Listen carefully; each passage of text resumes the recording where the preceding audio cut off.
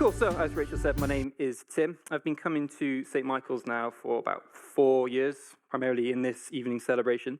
I've been involved in various things throughout my time in St. Michael's, from student young adults work, helping run Alpha, a post-Alpha course. So just to say, they haven't picked a random person to preach out of nowhere. But yes, it is my privilege to continue our sermon series at the moment, which is a series on success, which is based off a book which is confusingly called How to Be Unsuccessful. 2 weeks ago, Ellie started us off in this series with the series on the topic of success is following God's call. Last week, Sai spoke on success is relationship over relevance. And the title I have the privilege of speaking on tonight is Success is Depth, Not Volume. Now, when I first read that title, I was slightly confused by what it actually meant. I thought it sounded a bit vague and it could have lots of different interpretations. So I looked at the course that accompanies the book and figured out the volume that it was talking about isn't actually in terms of amounts, and the depth is it has its own sort of different meaning. So a better translation of that title to make it more understandable would be Success is hidden, not loud, referring to volume more as noise in this one, and the depth is going to be more to do with hiddenness. It will make sense when we start reading from the passage. The depth we'll talk about, obviously, as this talk goes on, but let's talk about the volume. You may have noticed the world is a very noisy place, right? Like, there is noise everywhere. There is people left, right, and center telling us what we should do, how to be successful, who to vote for, who to watch, who to follow. And in the past, those sort of things were probably a bit more compartmentalized than they are now. You'd have your magazines and your newspapers for things over here. The TV would do its part. The politicians would be over there, and the entertainment would be here. But obviously, today, the world seems like an incredibly noisy place because everything the world has to say and offer about literally anything is funneled through 6-7 inches of screen and an audio speaker in the palm of our hands. I'm, of course, referring to these things here.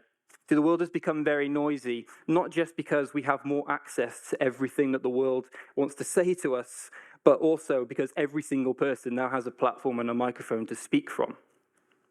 See, the world is noisy. And the way that we're going to be looking at tonight, the passage from the words of what Jesus spoke about what he says about what kingdom success is, isn't described as very noisy. So let's take a look at the passage straight away. So if you have a Bible or a phone, will you turn to Matthew chapter 13, verses 31 to 33. It should be, it's on screen, amazing. Cool, so let's crack into it. So he, that being Jesus, put another parable before them, saying, "The kingdom of heaven is like a grain of mustard seed that a man took and sowed in his field. It is the smallest of all the seeds, but when it is grown, it is larger than all the garden plants and becomes a tree, so that the birds in the air come and make nests in its branches." He told them another parable, saying, "The kingdom of heaven is like leaven that a woman took and hid in 3 measures of flour until it was all leavened." Now, my version might be slightly different to the one that's on the screen, but I'm going to hope they say roughly the same thing. One of the things just to mention about before we start this is that obviously the word the kingdom of heaven needs addressing before we can talk about why this image is quite striking. So I'm going to give you a little description of what the kingdom of heaven will look like. In part, I can't summarize the entire kingdom of heaven in one sermon, but just a brief thing. The kingdom of heaven is where Jesus is Lord and King. It will be boundless in its scope and its size. It will be eternal in its length of reign. It is the most influential in terms of its message and the deepest in terms of its impact. It will be the pinnacle of all power. In this kingdom, all pain and suffering will cease. Every need will be met and death will be defeated. It is the complete restoration of what was meant to be and the banishment of everything that defiled it. And it means we are not abandoned to the chaos of this world alone. It is a free gift to us, paid for by its very king. It has already started to invade and reverse the works of the devil. More on that later. It is here, it has begun, and it is coming. That last part, the here and not now, I'm not going into that. So what does this passage tell us? Well, I've got 3 P's for us to think about tonight. We've got the product, we've got the process, and then we've got the problem. So let's talk about the product. So there should be a picture of a mustard seed. There we go. So the top one is a mustard seed. The bottom is yeast or leaven, as is referred to in the passage. It's quite an obvious, striking thing to observe straight away. The kingdom of heaven in all of its, scope and size and grandeur of what is going to be come the end. To say that it's like a mustard seed is a bit striking. See, a mustard seed is small. It's not great in value on its own, on the surface. It's not glamorous. It's not very Instagrammable, if that's a word it is now. It is quiet. It is small, unseen, underappreciated, even rejected by a world fixated on being noticed. See, to use this as an image for what the kingdom of heaven is like is quite striking for the world's definition of success. This idea that, everything needs to be big and flashy and the quickest and the first and number one and the most noticed and the most followed, etc., etc. To say that kingdom of heaven is like a mustard seed is quite an odd starting point. But it isn't really that surprising from understanding what the Old Testament says about how God likes to work. God is constantly taking things that are small or people who seem rejected, marginalized, who don't expect much of themselves or anyone expects much of, and does incredible, successful things with them. David, Gideon, for example. But the kingdom of heaven may not be given to us. The starting point may not be where it's going to end, but everything that it's going to be is given to us here. See, that mustard seed is only ever going to be one tree. It's not going to grow into an apple tree. It's a mustard seed. It's going to be a mustard seed. And although the kingdom of heaven may look like it starts from a small place, and it may be something that comes from the sort of the shadows and work in the darker places, even though it's not flashy, everything that looks amazing about where it's going will be visible when you see it on earth. It's not going to change. But what happens next in this image? Well, a sower plants the seed and nurtures it. Now, again, another fairly obvious point. If you grab a mustard seed and you just chuck it on the floor, it might not do much. You have to do something with it. The mustard seed, what does that mean? What is that referring to in this passage? I think it could be for various number of things. I think it's the good news and the hope that Jesus has given to us. It's the news of the gospel and the faith and everything that comes with it. It's given to us, and we need to do something with it. Not just share this good news with one another, not just tell the world of the hope that comes from the gospel, but we need to be living it out as well. We need to be nurturing it. We have a part to play. There's a partnership going on here. And how do we partner in doing this? Well, Jesus gave us an example of how to live out this way. If you want an alternate title for this talk, and probably how the title I've been running with in my head is success is the way of the mustard seed. Jesus demonstrated this really well. He told us to do likewise, to love as he loved, sacrificially, servantly, to serve one another. We'll look at that in more detail later on as well. But how do we do that, and what does it look like? I'm sure there are many places in the Bible in terms of what does kingdom DNA look like? What does this mustard seed way of living look like? How do we live now in the sort of preparation for where it's going and play our part in getting there? And I'm going to use the list that Paul uses in Corinthians, the ways of love. I'm going to read out this list of what love is. And as I think about it, I want you to think about, what do you see in the world? What does the world say? What's the world doing? What do you see around you on the news in terms of how people are living? Maybe even how you see some of this in your own life as well. The list goes like this. Love is patient, kind, does not envy or boast. It's not arrogant or rude. Does not insist on its own way. It is not irritable or resentful. It does not rejoice in wrongdoing, but rejoices with the truth. It bears all things, believes all things, and endures all things. See, kingdom success looks like those things in practice. That is what kingdom DNA looks like. Another way to read that list would be to read it the opposite way around, and to say that the world is so often not loving, not patient, not kind. It is envious, it is boastful, it is arrogant, it is rude, it insists on its own way, it is irritable, it is resentful. It does rejoice in wrongdoing. It rejects the truth. It does not bear, believe, or endure all things. That's cancel culture right there in those last three. You see, the way Jesus speaks about how his kingdom works seems very back to front to how the world is preaching and teaching about success. But it's really interesting to know from the big picture that it's not exactly as backwards as you may seem, because the world is very much influenced by evil. There is a lot of evil in the world, and there is a devil. And this devil, who we know as Satan, which is a title, not a name, it means an opposer, an adversary, is basically hell-bent literally on taking anything that God has made and doing the opposite to it. If God makes something beautiful, he wants to defile it. If God brings life, he wants to bring death. So in a world that's been very much influenced by this devil, this Satan, it makes sense that the way of success that we seem to have been tricked into thinking for what the world wants us to go to actually produces the negative version of that list. There is a reason behind that. Jesus isn't here saying, right, we need to go opposite to what the world's doing. His way is actually the original. The way the world is at the moment, so hell-bent on, so much evil in the world, and so many horrible consequences that come from it, is the opposition. Jesus is saying, it sounds countercultural, but his way was the original. The point I'm trying to make is that when we say that, success is the way of this mustard seed, this way of living, it's because it's the original. It is what success is, full stop. That's what it was. When I mentioned that thing about the kingdom of heaven, it's the restoration. When we see the kingdom of God in action, when we're living it out and sharing it, it is bringing back to the way things are and supposed to be. It's not necessarily something new. It didn't start with the way things are now, but it will end with how it originally started. It's a really cool thing. A good analogy for that, which I quite liked, is in the same way human beings, we take in oxygen, which we consider good, but seem to produce carbon dioxide, which we consider bad. We as human beings quite often take in the many blessings God has given us, but seem to often produce stuff which is just not good. Whereas what we're called to do here in this mustard seed way of living is to, even though we're in a world where we're surrounded by so much stuff which is really difficult and hard, that way of love is often a response to things that are hard. Being patient, being kind, not envying and boast. There's a reason it's hard, and there's a reason it's written for. It's because we have to make the choice to not fall into that trap, because that way can sometimes seem so natural. We're supposed to be in and amongst the sort of darkness in this world and help turn it around and produce life again.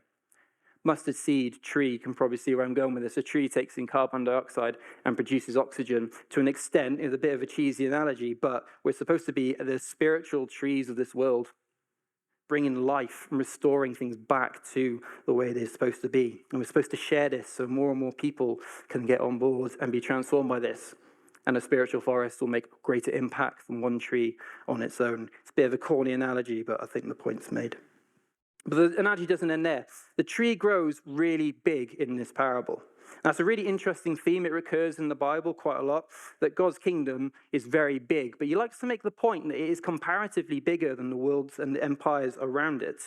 I think in the book of Daniel, where Nebuchadnezzar has this dream of this statue made up of these different layers, each one representing the different kingdoms in the world. And this rock comes down from this mountain and smashes it and grows into this massive mountain, bigger than the statue ever was. And he makes the same point here, that this tree is going to be bigger than the other garden plants.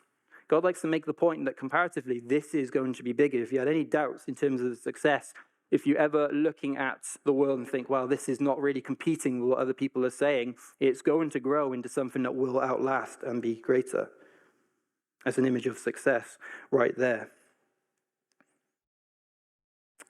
But Jesus' teaching, as I said, can often seem to be a bit back to front. See, in this kingdom, the victorious are the ones serving one another.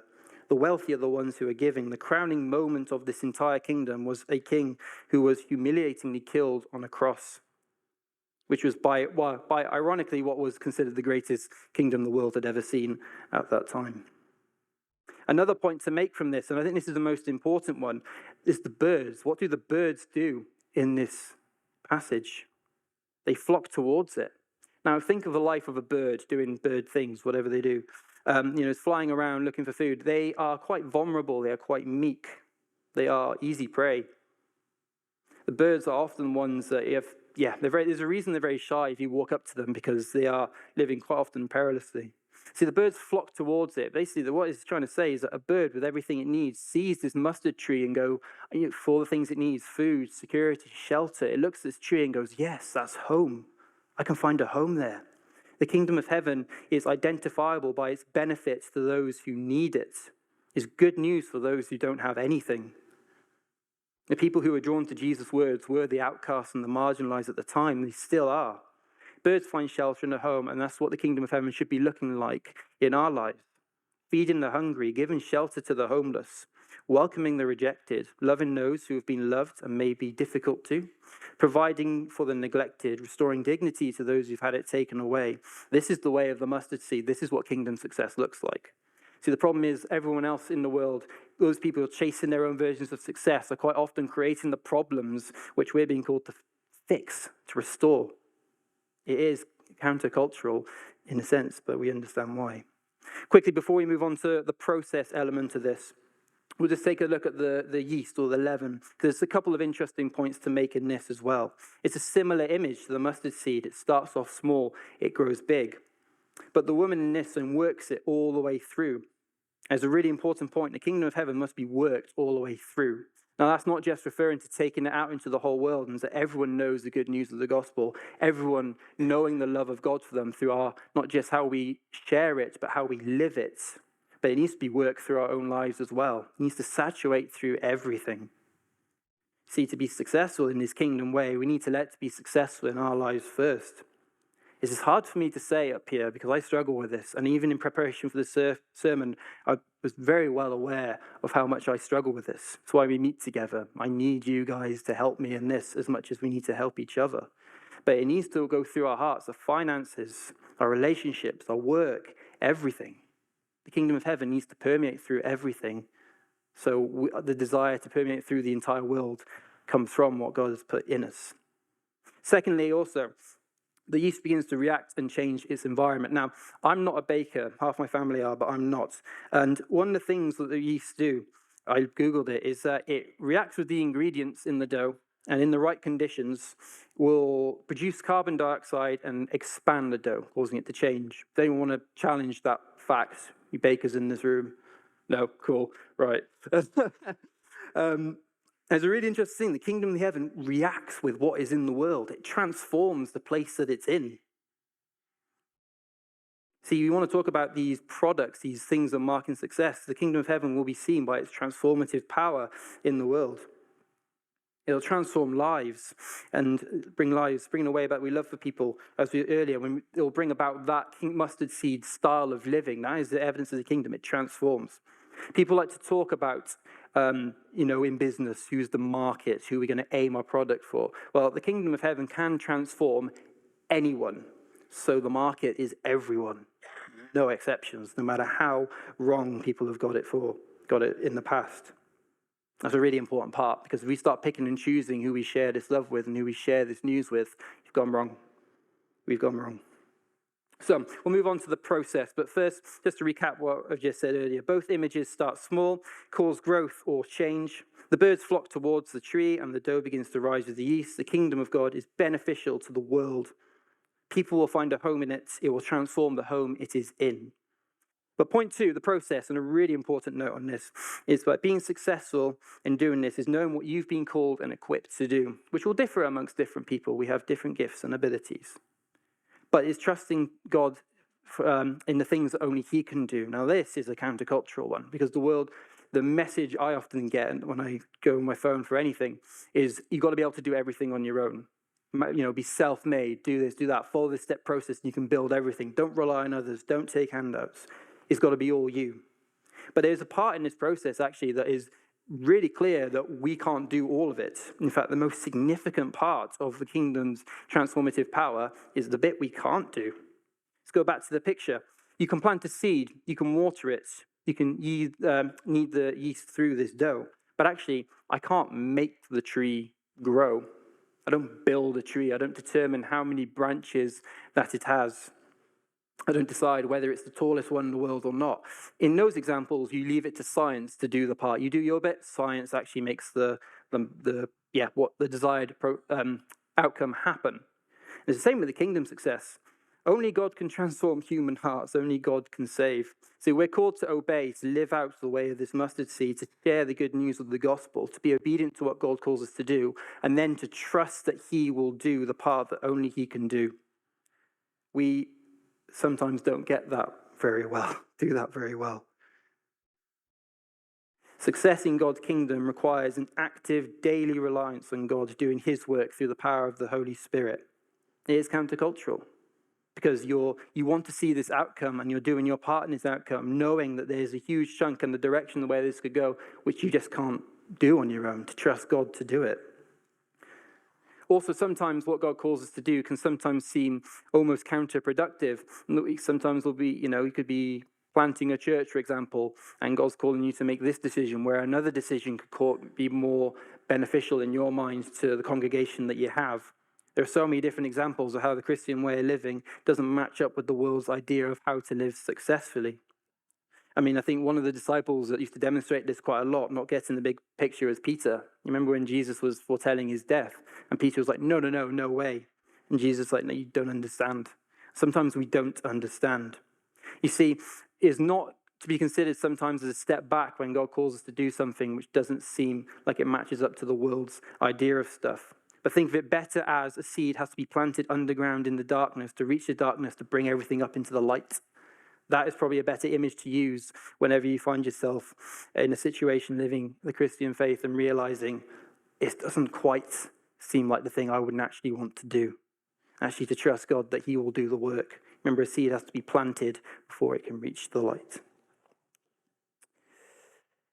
But we don't need to just partake in the process, we need to trust the process. I had a whole metaphor I was going to use with Arsenal Football Club, but I've decided to leave it. So I'll just get to the point I was going to make for it, which is very similar to the one I just made, actually. But yeah, sometimes it does seem like you are sloping backwards when actually to grow does require that going into the depth. I've said that twice now. But God's way is not always clear to us, both in our personal change and our personal transformation, and also in our impact with others. He calls us to trust him. But the problem is, point 3, we often don't. So a quick recap on the first 2 points. Success, by God's definition, is the restoration of the world by bringing in a kingdom which goes against the tide of our worldly view of success, by living and loving as God has loved us, by trusting him and obeying and playing our part. The biggest thing that will get in the way of seeing this in our lives, in being part of this kingdom success, is you. Now, that's not to be confused with getting in God's way. God's love will conquer all, his kingdom will come. There's nothing that's stopping that. But in terms of seeing that success in your own life, God's version of success, we can often get in our own way. See, as human beings, we are naturally quite prideful. There is that determination to try and do everything on our own. A lack of humility before God can sometimes result in us approaching things completely the wrong way. It doesn't necessarily null and void all what you're doing in terms of serving the Lord, by no means, but it can make it really hard. Jesus modeled how to live out the way of the mustard seed in the passage in Philippians 2. I'm just going to read verse 7. It's one short verse. But he, Jesus, emptied himself, taking the form of a servant, being born in the likeness of men. Now let's stop for a minute to work out what it was that he emptied himself of here. If you ever saw God in his fullness, in his full glory, it would be the most beautiful thing you've ever seen in your life. Picture the most beautiful thing you've ever seen in your life. A sunset. Like, have you been to a place where you've seen the full Milky Way where there's no light pollution? I have. It's staggering. A lion, it can be anything, a person. Times that by an infinite amount, because God's beauty is something that is extraordinary to behold. The most beautiful aspects of creation are merely proclaiming the glory of its creator and the beauty of the one that made it. But that's not the only picture we get of God in the Bible. He's also described as terrifying. Picture the most scariest thing you've ever seen. A volcano, earthquake, tsunami. You can use the lion for both pictures. C.S. Lewis really knew what he was doing with that one. See, God is also described in the Bible to be actually quite terrifying. Most people who encounter him are absolutely terrified.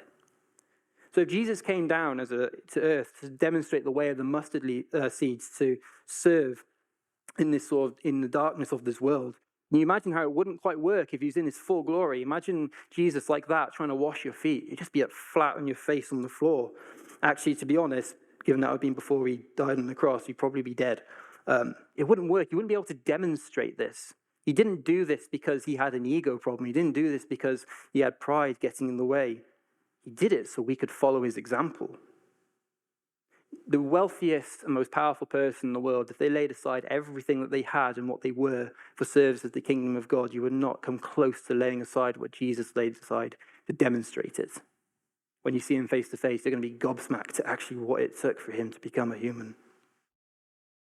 You see, we struggle to lay ourselves aside in daily life even when it comes to serving others, even when it comes to doing the work of the kingdom. An example of how to get that wrong, well, me.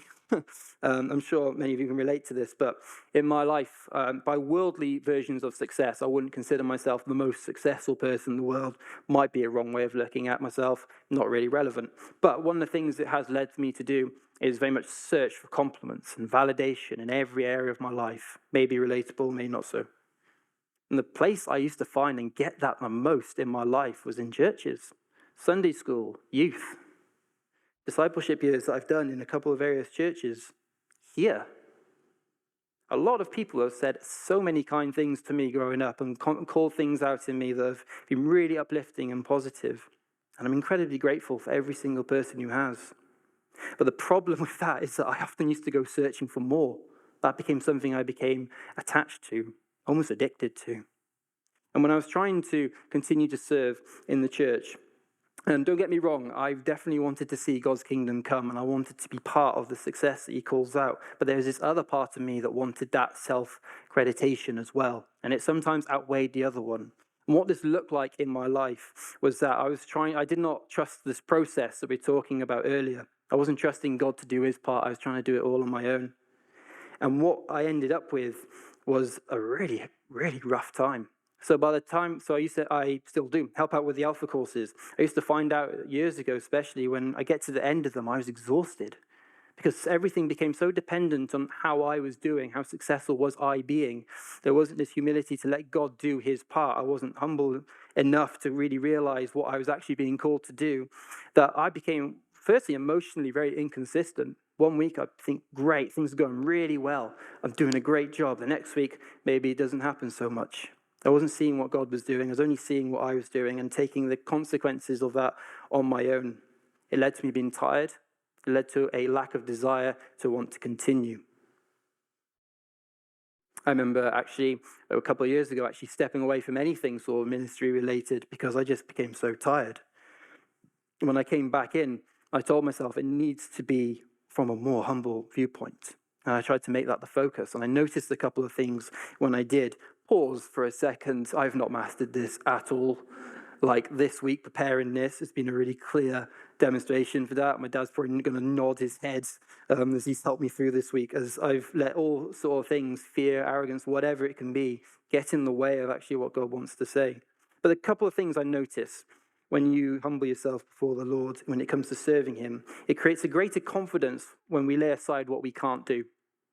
See, the world wants to tell you to be confident in yourself. It has to come from within. But actually, when we recognize what we actually can't do, when we see this place that we want to see people get to, this kingdom DNA in action, in fruition, it actually requires to realize that one of the major stretches in between there, from getting from there to there, is the work of the Holy Spirit. We need to focus on how we can partner with that. And when we can realize how faithful he is in that, our confidence actually increases when we're doing something actually the world would say is countercultural. And also humility gives us a clearer picture of what God is doing, both in your life and around your life. And I began to notice that when I stepped back in. Confidence and clarity then create a desire to want to do more, partake more. So we need to be living open-handed, as we did on the sermon series a while back. Like picture someone sowing seeds with an open hand, ready to plant a seed and ready to receive a new one.